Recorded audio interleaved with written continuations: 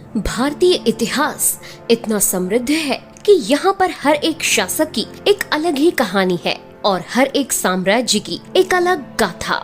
हमारा भारतीय इतिहास इतना समृद्ध है कि उसकी कथाओं को सुनकर इतिहास के पन्ने भी उत्तेजना से भर जाते हैं। ऐसी ही एक गाथा है भारत के वीर चक्रवर्ती अशोक सम्राट के बारे में, जिन्होंने अपनी महानता से पूरे भारतवर्ष को अपनी मुट्ठी में कर लिया था और उसके बाद अचानक से अपना हृदय परिवर्तन करके अहिंसा का मार्ग चुन लिया था। आज के इस वीडियो में हम बात करेंगे कि आखिर क्यों अशोक ने अहिंसा के मार्ग को चुना।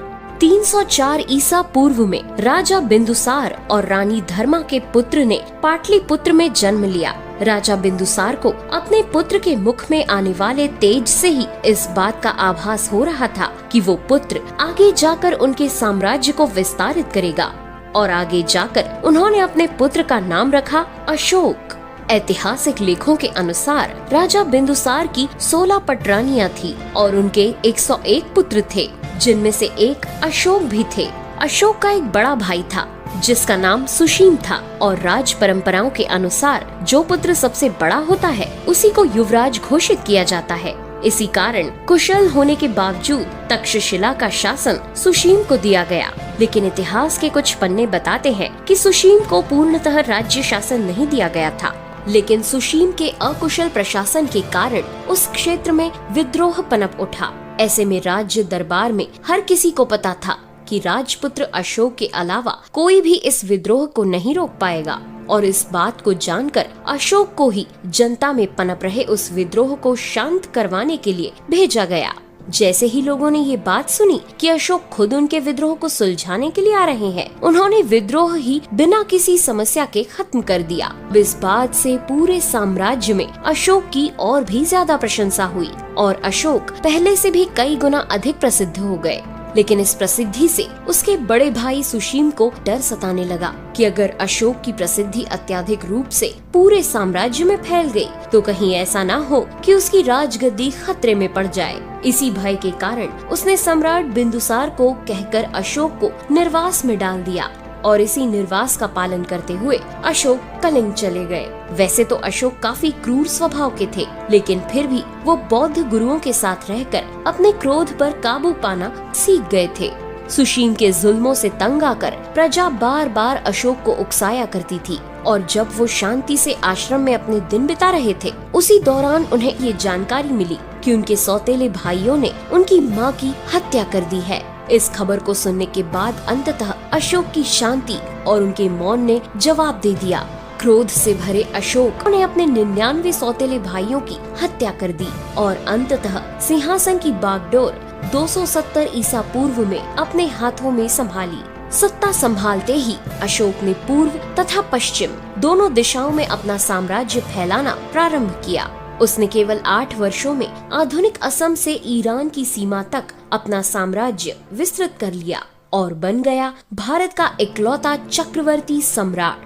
लेकिन सकुशल और वीर शासकों के होने के बावजूद एक ऐसा राज्य था जो उनके पूरे राजवंश पर किसी कलंक की तरह लगा हुआ था और वो दाग था कलिंग राज्य। कलिंग इकलौता ऐसा राज्य था जिसको कभी भी मौर्य वंश का कोई भी व्यक्ति नहीं जीत पाया था और इसी कलंक को अपने राजवंश से हमेशा हमेशा के लिए मिटाने का मकसद लेकर अशोक अपनी जिंदगी का सबसे विध्वंसक युद्ध लड़ने के लिए निकल पड़े। इसी विध्वंसक युद्ध को कलिंग के युद्ध का नाम दिया जाता है।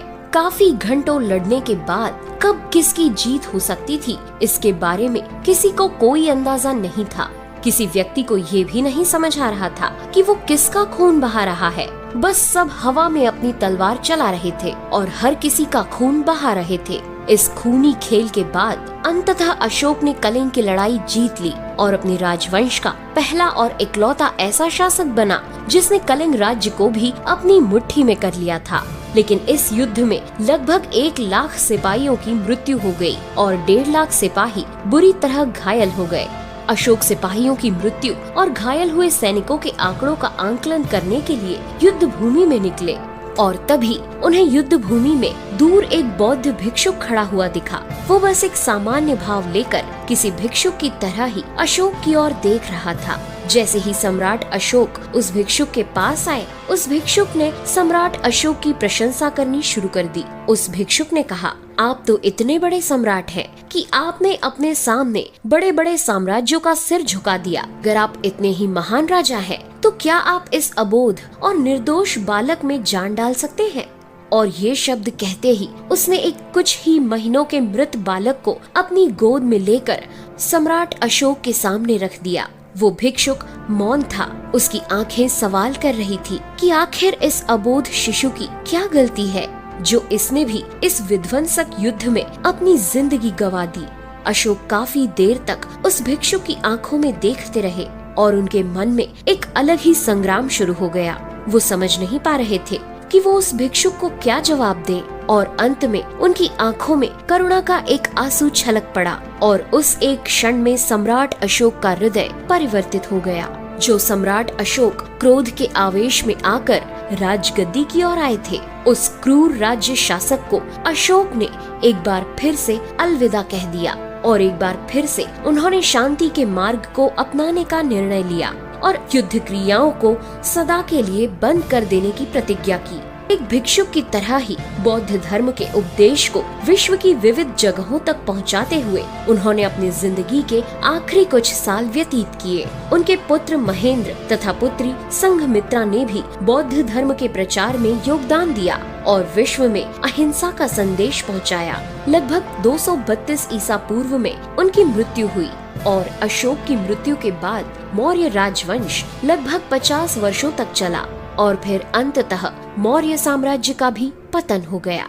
आपको आज का ये वीडियो पसंद आया हो तो इसे लाइक कर अपने दोस्तों के साथ शेयर जरूर करें।